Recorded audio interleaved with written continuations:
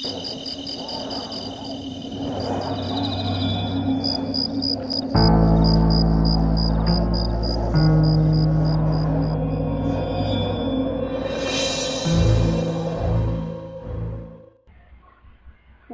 back to the imaginary gallery, the narcissist bag of tricks. Tonight's topic is based on my own decoding of the narcissist's common lie patterns. Because, face it, all the toxic cluster B fools are very good at lying. Lying is like, to them, what truth is to regular people. They're more comfortable with their lies than they are with the actual facts. So keep that in mind, because it's not going to be revealed to you overtly. It'll be seen covertly, but that's the kind of mess you're dealing with. So I've compiled some information from past experiences, and I'm here to share them with you. So, just in case you may be involved with someone who's got that thing you can't put the finger on, and you came here to this site, well, maybe I'll touch upon a nerve that will be relevant to your circumstances. So here we go. There is like a code. I'm convinced that the cluster B people, no matter which label they own, it seems like at one time they were given a rule book to follow, and they all got the same one because they all do the same things. They're not necessarily identical, but the same themes. So the typical scenario is you're involved dating someone, and this person, of course, did the usual love bombing, does the usual flattery and all that stuff, which, of course, any human being will fall for and think, wow, I've got a really caring person with me.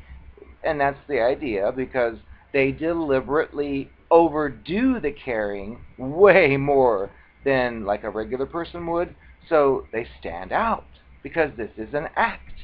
But you, of course, won't know this, and if you do suspect, you'll be quite quickly told, I just like you, can't you accept that? So gaslight goes on. So this is how this situation can occur. As you've met one of these people, you've been seeing this person, and all of a sudden, something comes up. Something fishy, something suspicious. Like you're together in public at some event, and some sexy lady walks right by and like winks at him and says, hi, I miss you, or something like that. Well, to you, you're going to be like, who is that? And your brain, of course, and your natural intuition is going to be like, that was not a normal interaction. And you might be like a little concerned because, again, you have common sense. You have the ability to look at a situation and detect that something doesn't look quite right with the image of the guy you're with, who is like Mr. Perfect every time. So you may say, hey, who is that girl? Oh, and he'll give some kind of whatever. But the point is, your natural intuition, gut feeling is telling you something's going on here. So you may push it further. It's like, well, who's that girl? Why did she act that way? Is she a friend of yours? And you'll be likely to get some kind of, I don't know why, people always look at me. Oh, I don't know what she was doing. And something like that you'll probably get. And if you continue to push, because you know on a different level that he's not answering the question. So you'll be like asking again, and finally you'll get the clue that something's fishy, which is, look, why do you keep mentioning her? I don't know. She's just a girl that blah, blah, blah, and I told you. And that right there, my dear, is a clue. You're onto something. Because normal people who have not done anything wrong will not react like that. which I learned that back in communication/psychology in college. When they behave like that, they're giving away. They're giving themselves away, telling on themselves something's fishy. So let's just take this example to the next level. And let's just say that somehow, some way, after he's told you, I don't know who that girl is, I don't know why she looked at me, all the girls look at me, so on.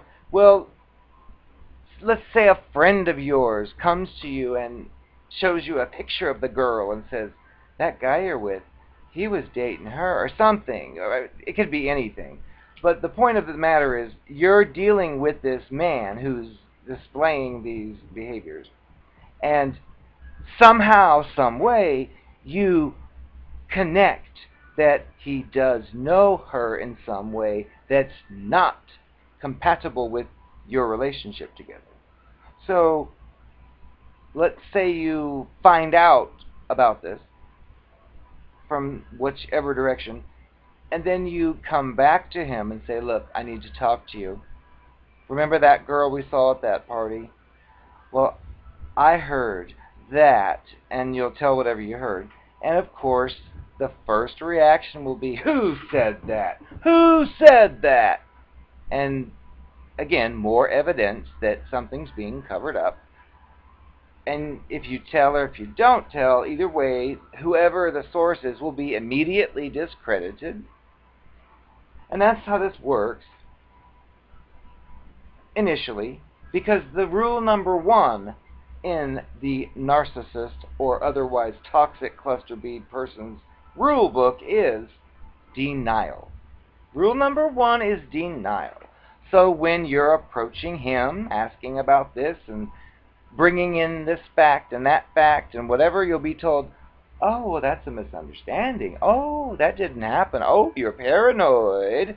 Gaslighting. So that's rule number one. Step one is denial. Sometimes like a motel receipt might pop up somewhere, or an eyewitness account might come up somewhere, which many times can still be under rule number one, which would be, oh, whoever that is, that person's just trying to cause a problem. However, it sometimes moves beyond this, where, like I said, a receipt shows up or something that doesn't fit with any of the rest of the narrative, and then you have to go to rule number two, or step number two. Is, okay, fine, yes. Once, it's always once, because these people only admit to the bare minimum. If they're caught, they're not going to give you the whole slew of the other 100 people they've messed around with. It's just what you know, and it's tailor-made and customized for your situation that you happen to be irritatingly bringing up.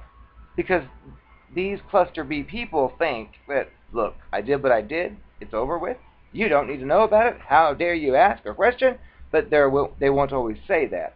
So if you corner them and get like proof that something did happen, well, then it goes to step two, which is, again, the bare minimum, which usually involves something like, okay, fine, yes, I did go with her to the no-tell motel one time. Once. And that's like the second rule or whatever. It's once. And I've come to my own conclusions as to why it is once. But it's a common thing. And of course, there'll always be another element added in, such as, fine, once I did go to the no-tell motel, and I brought her because I was mad at you because you had said blah, blah, blah, but when I got to the motel, I was thinking about you, and I just told her to forget it and left. And that's the kind of crap story you'll get. Because, again, they're only admitting to the very slight least, whatever, to make them be the good guy, and BS. But we're in rule number two. And many times as well, they might include some other evil stuff like, well, yes, I did go there with the intention of this because I was mad, but she stunk, and she was ugly, and I found out she was a man, or something, anything, just to make you be reassured that, oh, he seemed to stray from me, but he realized he made, and it's all a trick, because that's not what happened more than likely. Because in this storyline, down the road, you find out that throughout the last 6 months, every single weekend, this no-tell motel thing's been going on. And you can tell separately from your conversations with him, which could be a her, but him, and you think, wait a second. All those visits to the motel, and you're telling me that she stunk once, and you're being played. And if you still hang around the person because you've got the hope and the faith that the other things that are great will still continue and you can just fix this one, they've got you hooked. But the point is, when you're in this situation and you've heard their thoughts of, oh, it was one time, it was a mistake, and then you learn at a later time it wasn't once, it was like regularly, you may finally compile all of your information together and say, look, we need to have a discussion, which, by the way, cluster B toxic people hate that line. If you say, we need to have a talk, or we need to have a serious talk, they do not like that because they're like little kids that are up to no good and they've finally been discovered and it's sick. But anyway, once you reach the point where enough evidence has surfaced to contradict the story version you've been given, you're going to be your normal logical self to say, look, we need to discuss this. And you're going to go through A, B, C, D through Z, and you're going to state exactly where you're coming from, exactly how this person, let's say, has sworn their devotion to you and doesn't even pay attention to anybody else, but this other story exists. And then we get to rule or step number 3. Number 3 is basically you got them. You got them cornered. You've got all the evidence. You have it all organized, and it completely contradicts all the crap that he had said or she to you previously, like, I would never treat you badly, and then you've got all these evidence of treating badly. Well, then it becomes evil. The person is caught. They have nothing left to say, no other fake excuse to give. So normally what happens in this step or part 3 is they attack you, which usually comes down to some form of, look, I don't know why you keep bringing this up. I already told you what I did, and it was no good, and the other crap they've said before. But you clearly have found new evidence, so you're like trying to say, yeah, that's what you said, but this doesn't. And they will just like blow up and act furious at you. Because again, they know you want things to be right. So part of your brain is saying, there must be a misunderstanding, there must be something that we can fix, and yet he's not talking about that. He'll just be screaming at you, and that part of you that wants to believe is going to be frustrated because you've got the valid points, you've got the facts here, yet you're getting this, and again, that is a clue. You're dealing with a toxic person. And as I say all the time, it only gets worse. So I know it's hard to take, especially if they've got the most beautiful eyes you've ever looked at and the most beautiful kiss you've ever had, but they use those charms on many. But that's what I have to say about the lie patterns, because they don't want to tell you any more than necessary, because you have to again realize these are not real people. These are like reptilian androids or robots that are trying to fit in with human beings. So your value system, which they've more or less probably mirrored, doesn't apply, even though you think it does because they've probably convinced you they're just like you. and yet this other stuff that just doesn't fit. Well, the reason why is because they mirrored you, and they have no clue what it means to be what you are.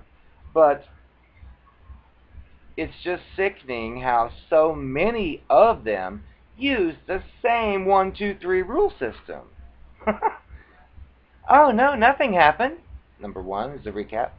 And then second, oh, you found that receipt. Fine, I did it once, just once, and it was horrible. And then finally, when you uncover the rest, it's, I don't know why you're berating me. You think you're perfect. I'm out of here. And they're retarded. Now it's time for my own interpretation of what this actually means, especially in relation to the one-time rule, which is step 2. One time indicates, from what I have observed, because again, they're trying to keep you in their labyrinth. So if they convince you that whatever indiscretion occurred was only once, it's supposed to reassure you. Because what does 2, 3, 4, or more mean? Well, 2, 3, or 4 or more means that evidently whatever they got, they wanted it again. And they cannot have you know that.